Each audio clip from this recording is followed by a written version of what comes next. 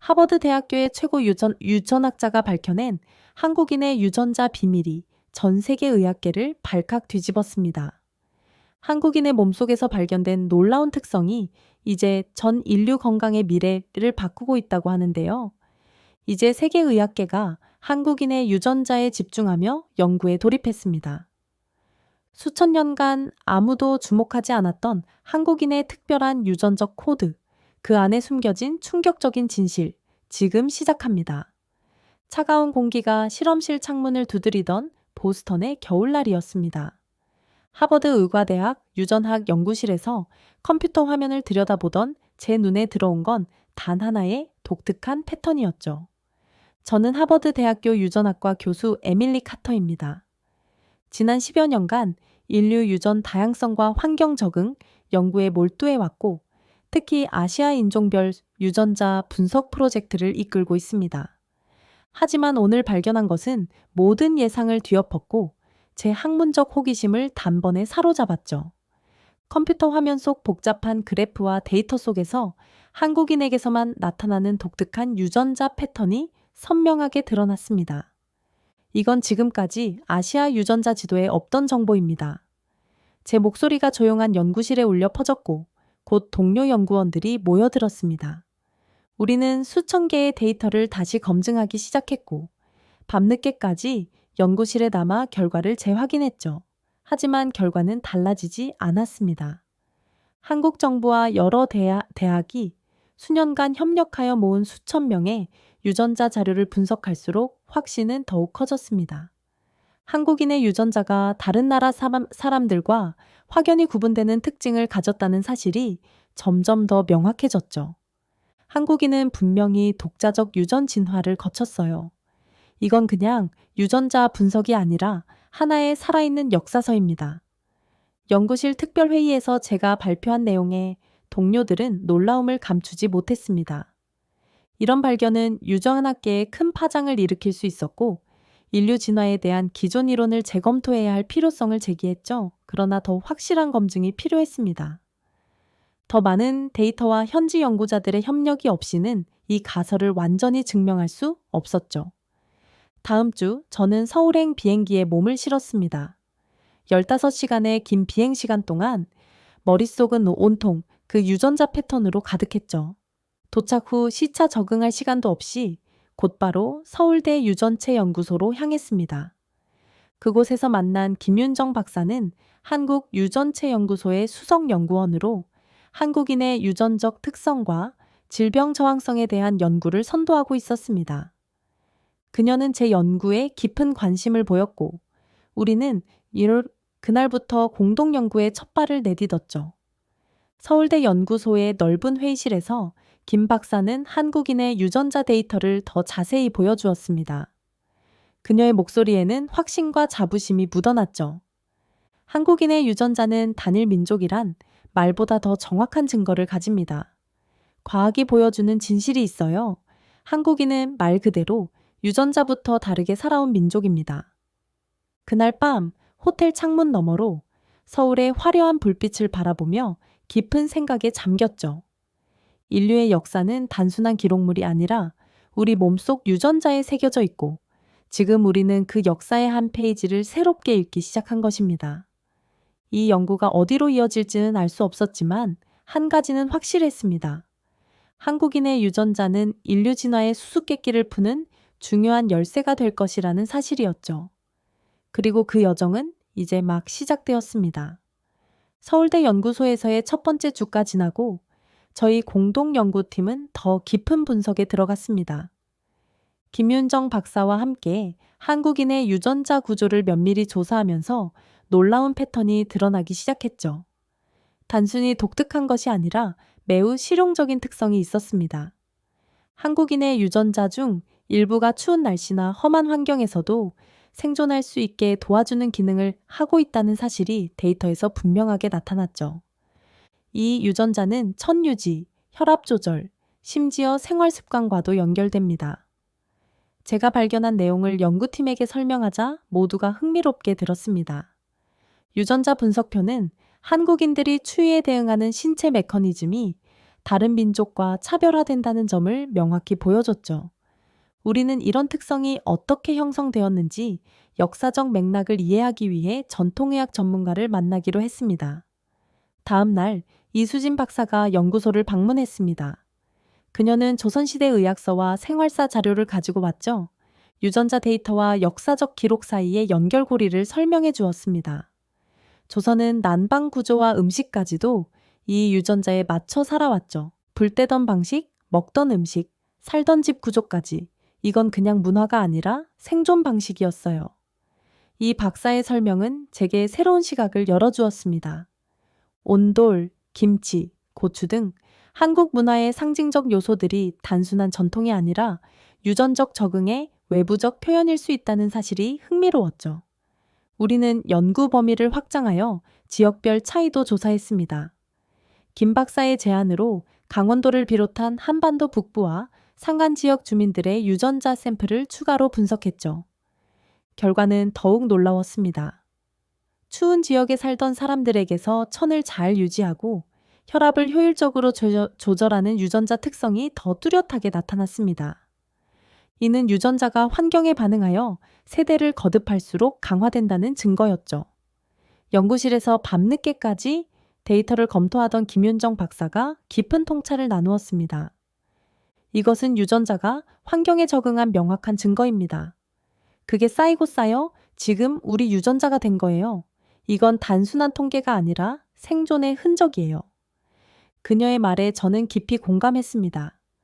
유전자는 단순한 생물학적 코드가 아니라 조상들의 생존 이야기를 담은 역사책과도 같았죠.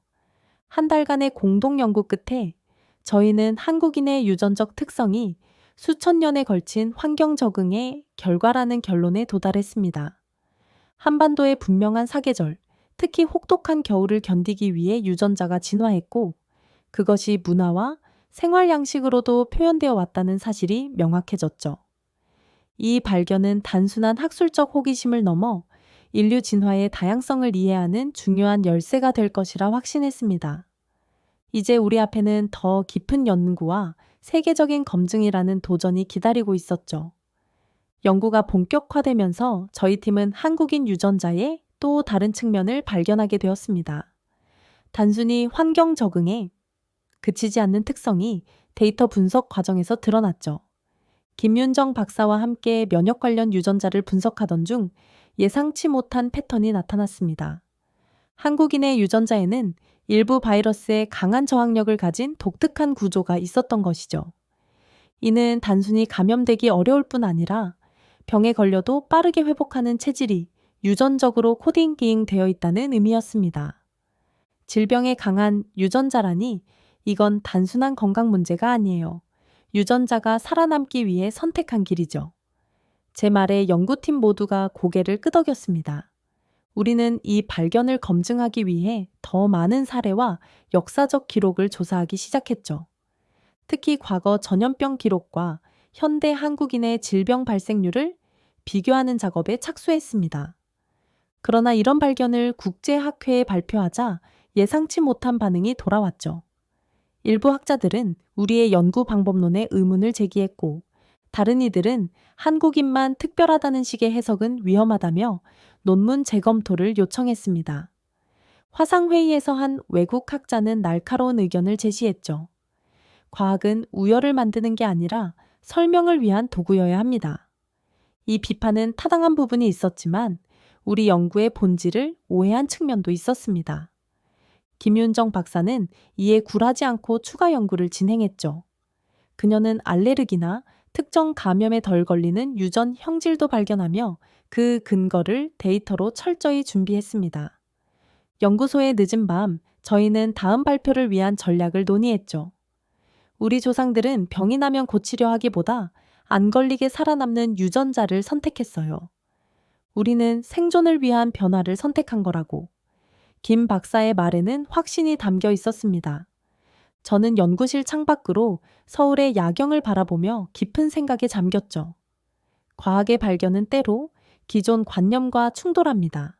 하지만 그 과정에서 더 큰 진실이 드러나기도 하죠. 우리의 영혼은 단순히 한 민족의 우수성을 주장하는 것이 아니라 인류가 어떻게 다양한 환경과 도전에 적응해 왔는지를 이해하는 열쇠였습니다. 다음 날 아침, 저희는 새로운 접근법을 시도했죠. 한국인의 유전적 특성을 다른 민족과 비교하는 대신 생존과 적응이라는 보편적 관점에서 해석하기로 했습니다. 이는 과학적으로 더 정확할 뿐 아니라 민감한 문화적 함의를 줄이는 방법이기도 했죠. 김 박사와 함께 논문을 수정하며 우리는 이 연구가 인류 전체의 이해를 넓히는 데 기여할 것이라 확신했습니다. 비판에도 불구하고 저희의 발견은 무시할 수 없는 과학적 가치를 지니고 있었죠. 한국인의 유전자가 보여주는 면역 특성은 미래의학 연구에 중요한 통찰을 제공할 수 있었습니다. 이제 우리의 도전은 이 연구를 어떻게 세계에 알리고 그 가치를 인정받을 것인가에 집중되었죠. 논문 발표 후 몇 개월이 지난 시점, 저는 2024년 국제유전학 학회 초청장을 받게 되었습니다. 온라인으로 먼저 심사된 저희 연구가 최종 후보에 올랐다는 소식이었죠. 김윤정 박사와 저는 뉴욕에서 열리는 학회를 위해 발표 자료를 꼼꼼히 준비했습니다. 이전의 비판을 고려하여 연구의 가치와 의미를 더 보편적 관점에서 풀어내는 데 집중했죠. 학회장은 세계 각국에서 온 저명한 유전학자들로 가득 찼습니다. 발표 순서가 다가오자 긴장감이 몰려왔지만 저희가 발견한 사실의 중요성을 확신했기에 떨리는 마음을 추스를 수 있었죠. 한국인의 유전자 구조와 적응 메커니즘이라는 제목으로 시작된 저희 발표는 예상보다 훨씬 큰 반향을 일으켰습니다. 한국의 유전자는 단순한 지역적 변이가 아니라 인류 진화 연구의 방향을 바꿀 잠재력을 가지고 있습니다. 제 발표 결론에 청중들의 반응은 뜨거웠죠. 질의응답 시간에는 생각보다 비판적인 질문보다 호기심 어린 질문들이 더 많았습니다. 학회가 끝난 후 심사위원장이 저희에게 다가와 놀라운 소식을 전했죠. 교수님의 한국 유전자 연구가 올해의 최고 연구로 선정되었습니다. 시상식에서 발표된 학회 심사평은 저희의 노력을 완벽하게 인정해주는 내용이었습니다. 이 연구는 단순한 유전 분석이 아니라 인류 문명의 새로운 지도를 그렸다. 그 말을 들으며 김 박사와 눈빛을 교환했던 순간을 잊을 수 없었죠. 모든 도전과 어려움이 이 순간을 위한 과정이었다는 생각이 들었습니다. 학회 이후 일은 더 빠르게 진행되었죠. 미국 국립보건원에서 저희에게 연락이 왔습니다. 그들은 한국 정부의 공동 프로젝트를 제안하고 싶다며 저를 자문 역할로 초청했습니다. 개인 맞춤 의료 모델에 한국인의 유전자 구조를 도입하고자 하는 대규모 프로젝트였죠. 첫 회의에서 NIH 책임자는 확신의 찬 목소리로 말했습니다. 앞으론 모두가 한국처럼 유전자에 맞춘 의료를 하게 될 겁니다. 서울로 돌아온 후 김 박사는 한국 정부의 중요한 발표를 전해주었죠.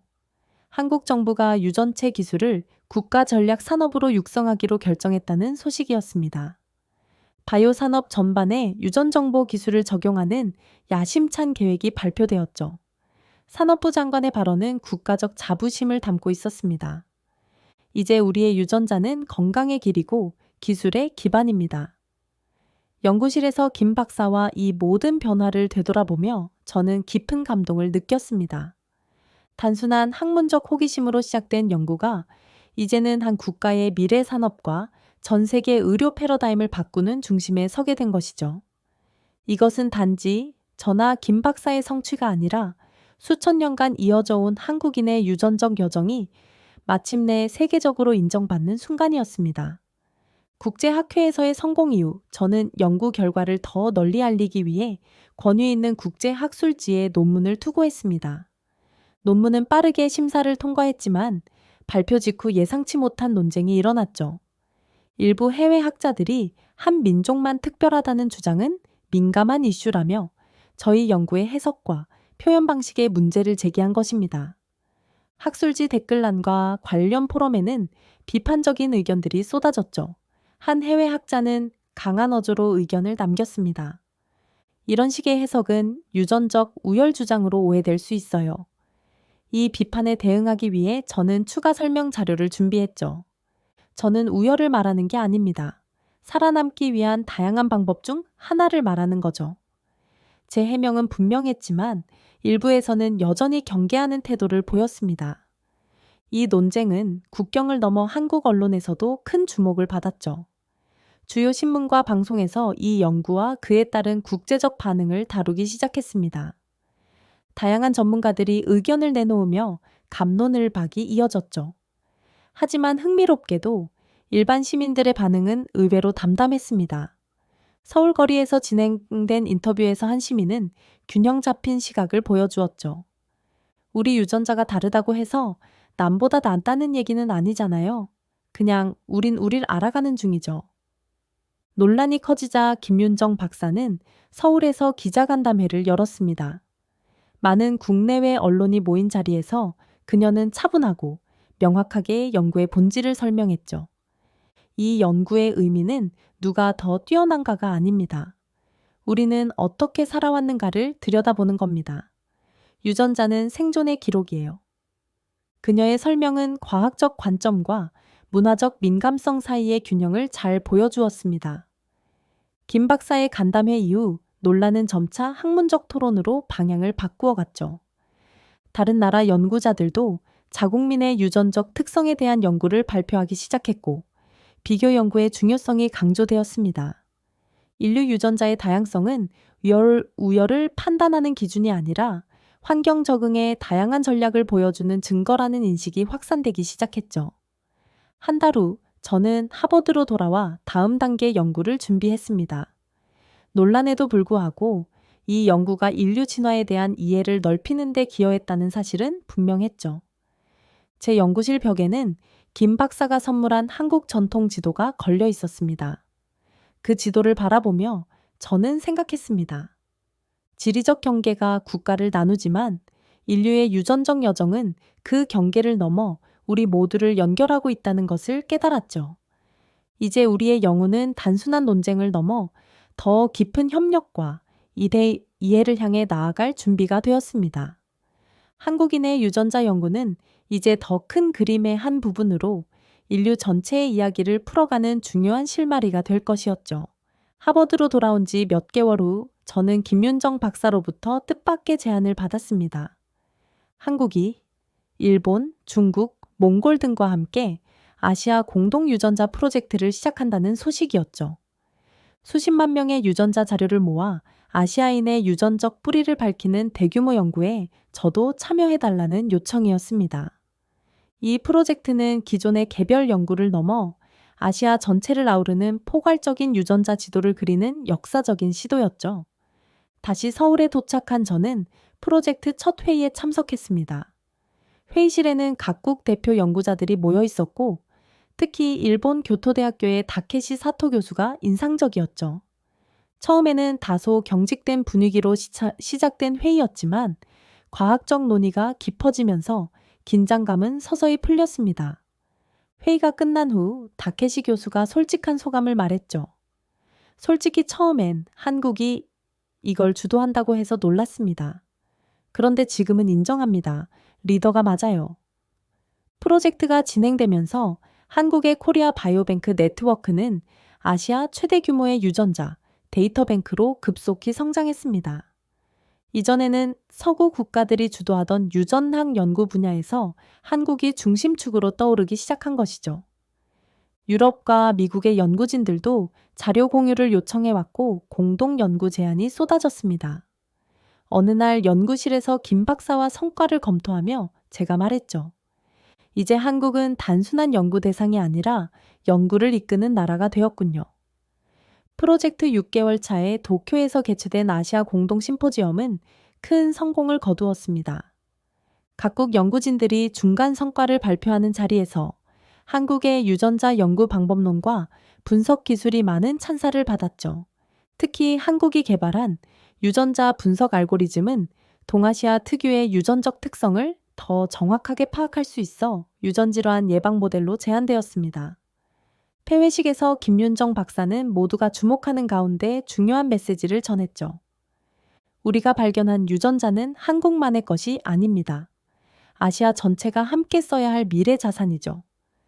그녀의 말은 단순한 외교적 수사가 아니라 진정한 과학적 협력의 정신을 담고 있었습니다. 그 순간 저는 과학이 국경을 초월하는 힘을 다시 한번 실감했죠. 프로젝트는 계속 확장되어 마침내 80만 명 이상의 참여자를 보유한 세계적인 바이오뱅크로 자리 잡았습니다. 공동 연구의 성과는 국제유전자 컨소시엄의 핵심 데이터가 되었고, 한국의 기술과 방법론은 글로벌 스탠다드로 인정받기 시작했죠. 이제 한국은 연구에서 대상국이 아닌 리더국으로 확고히 자리매김한 것이었습니다. 연구실로 돌아가는 비행기 안에서 저는 창밖으로 펼쳐진 구름 위로 떠오르는 태양을 바라보았습니다. 그 빛처럼 한국의 유전자 연구가 전 세계 생명과학의 새로운 지평을 밝히고 있다는 생각이 들었죠. 아시아 공동 유전자 프로젝트의 중간 결과가 발표되자 학계의 반응은 예상보다 훨씬 더 뜨거웠습니다. 한국인의 유전 정보를 활용한 연구 결과가 네이처, 사이언스와 같은 세계적 과학 저널에 연이어 실렸고 전 세계 언론이 이를 주목하기 시작했죠. 하버드를 비롯한 스탠퍼드, 옥스퍼드 등 명문 대학에서도 공동 연구 제안이 물밀듯이 밀려왔습니다. 네이처 최신에 실린 논평은 우리 연구의 가치를 명확히 인정했죠.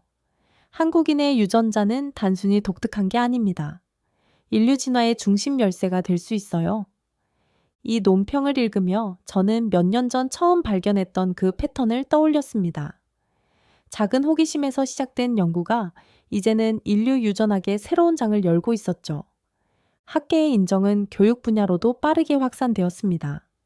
놀랍게도 하버드 대학에서는 제 주도로 한국인의 유전학이라는 이름의 정규 강의가 처음 개설되었죠. 학생들의 관심은 뜨거워서 수강 신청은 불과 몇 시간 만에 마감되었고, 대학 신문에서도 주목할 만한 소식으로 다루어졌습니다. 첫 강의를 시작하며 제가 학생들에게 말했죠. 20년 전만 해도 한국은 사례 연구였습니다. 지금은 교과서 한 장 전체를 차지하고 있죠. 김윤정 박사는 이 소식을 듣고 서울에서 화상으로 저희 수업에 특별 간견자로 참여했습니다. 그녀의 강연은 학생들에게 큰 영감을 주었고, 질의응답 시간은 예정보다 2배나 길어졌죠. 특히 의학 전공 학생들은 한국 유전자 연구가 암, 치매, 면역 질환 분야에 어떤 영향을 미칠지에 대해 깊은 관심을 보였습니다.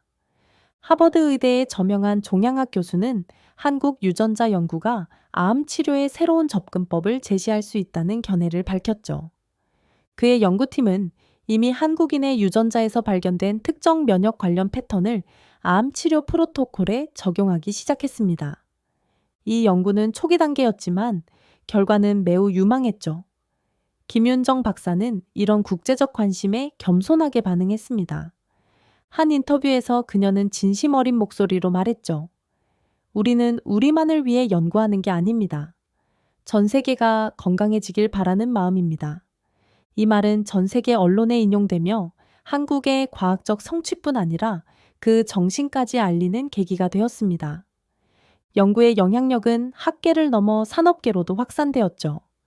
글로벌 제약 회사들은 한국 바이오 기업들과 연구 협약을 맺기 시작했고, 유전자 기반 신약 개발에 대한 투자가 급증했습니다. 세계 경제 포럼에서는 한국의 유전체 연구를 미래의학의 게임 체인저로 소개했죠. 이제 저는 1년의 절반 이상을 서울과 보스턴 사이를 오가며 지내게 되었습니다. 두 도시, 두 문화 사이에서 연구를 이어가는 동안 제 마음속에는 확신이 자라났죠. 이 연구는 단순한 과학적 발견을 넘어 인류가 서로의 차이를 이해하고 존중하는 다리가 될 것이라는 믿음이었습니다. 한국 정부의 전폭적인 지원 아래 웰페어 지놈 프로젝트가 마침내 본격적인 결실을 맺기 시작했습니다. 김윤정 박사와 저는 서울대학교 병원에서 열린 시범사업 출범식에 함께 참석했죠. 이 프로젝트는 1000명의 한국인을 대상으로 유전자 데이터를 활용해 맞춤형 건강 정보를 제공하는 획기적인 시도였습니다. 모니터에 표시된 데이터를 보며 제가 감탄했죠. 이게 바로 유전자가 주는 선물이에요. 미리 알면 더 오래 건강하게 살 수 있습니다. 출범식 후 기자회견에서 김 박사는 이 프로젝트의 의미를 명확히 설명했습니다. 이제 질병에 걸린 후 치료하는 것이 아니라 걸리기 전에 예방하는 의료 패러다임의 전환이 시작된다는 것이었죠. 한국인의 유전자 연구가 이론적 성과를 넘어 실질적인 국민 건강 향상으로 이어지는 순간이었습니다. 예상보다 빠른 성과에 고무된 한국 정부는 더 과감한 발표를 했죠. 보건복지부는 향후 5년 내에 유전자 기반 의료를 국가 시스템에 정식 도입하기로 결정했다고 발표했습니다. 개인 맞춤형 영양, 운동, 약 처방 시스템이 본격화되는 순간이었죠. 보건복지부 장관은 기자회견에서 자신감 넘치는 목소리로 말했습니다. 한국인은 이제 자신의 몸을 가장 잘 아는 국민이 될 것입니다. 그날 저녁 김윤정 박사의 초대로 한강변 레스토랑에서 소규모 축하 모임이 열렸습니다. 창밖으로 보이는 서울의 야경은 더없이 아름다웠죠. 김 박사는 와인잔을 들며 미소 지었습니다. 에밀리, 당신이 아니었다면 이 모든 일은 시작되지 않았을 거예요. 저는 고개를 저었죠. 아니요, 이건 우리 모두의 성취입니다. 무엇보다 한국인의 유전자가 보여준 놀라운 이야기의 결과죠. 연구의 영향력은 계속해서 확장되었습니다. 대학들은 유전자 교육 프로그램을 개설하기 시작했고, 중고등학교에서도 관련 교육 과정이 도입되기 시작했죠. 김 박사는 특히 다음 세대를 위한 유전 정보 교육에 큰 열정을 보였습니다. 그녀는 전국을 다니며 간견하고 청소년들에게 유전자의 중요성을 알렸죠. 이제 유전자는 실험실 속 정보가 아닙니다. 우리가 매일 마주하고 지켜야 할 삶의 설계도예요. 하버드로 돌아온 저는 프로젝트의 국제적 확산을 돕는 역할을 맡았습니다. 한국의 모델을 기반으로 다른 나라들도 유사한 시스템을 구축하기 시작했고, 유전자 데이터 공유를 위한 글로벌 네트워크도 형성되었죠. 그러나 모든 나라 중에서 한국은 여전히 선두를 달리고 있었습니다. 그것은 단순히 기술이나 정책의 문제가 아니라 한국인의 유전자 자체가 가진 특별한 이야기 때문이었습니다. 연구실 창밖으로 내리는 눈을 바라보며 저는 지난 여정을 돌아보았죠. 한 패턴의 발견에서 시작된 연구가 이제는 한 나라의 의료 시스템을 변화시키고 전 세계적인 영향력을 가지게 되었습니다. 그리고 그 중심에는 수천 년의 역사를 담고 있는 한국인의 유전자가 있었죠. 이것은 끝이 아니라 새로운 시작이었습니다. 유전자가 들려주는 인류의 이야기는 앞으로도 계속될 것이기 때문이죠. 자, 오늘의 이야기는 여기까지입니다. 오늘 우리는 한국인의 유전자에 담긴 놀라운 비밀과 그것이 세계의학의 흐름을 바꾸어가는 과정을 함께 살펴보았습니다. 수천 년간 한반도의 혹독한 환경에 적응하며 축적된 생존 코드는 이제 미래의학의 표준이자 세계가 주목하는 새로운 해답이 되고 있습니다. 유전자는 단순한 생물학적 정보가 아니라 우리 조상들의 삶과 지혜가 고스란히 새겨진 살아있는 역사임을 다시금 깨닫게 됩니다.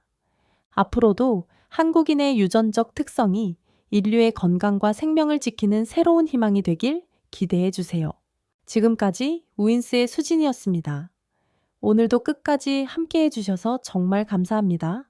당신만의 해외 감동 이야기가 늘 당신 곁에서 따뜻한 순간으로 남길 바랍니다. 다음에도 따뜻한 이야기로 다시 찾아올게요. 수진이랑 우인스 다음에도 함께해요. 오늘도 행복한 하루 되세요. 사랑합니다.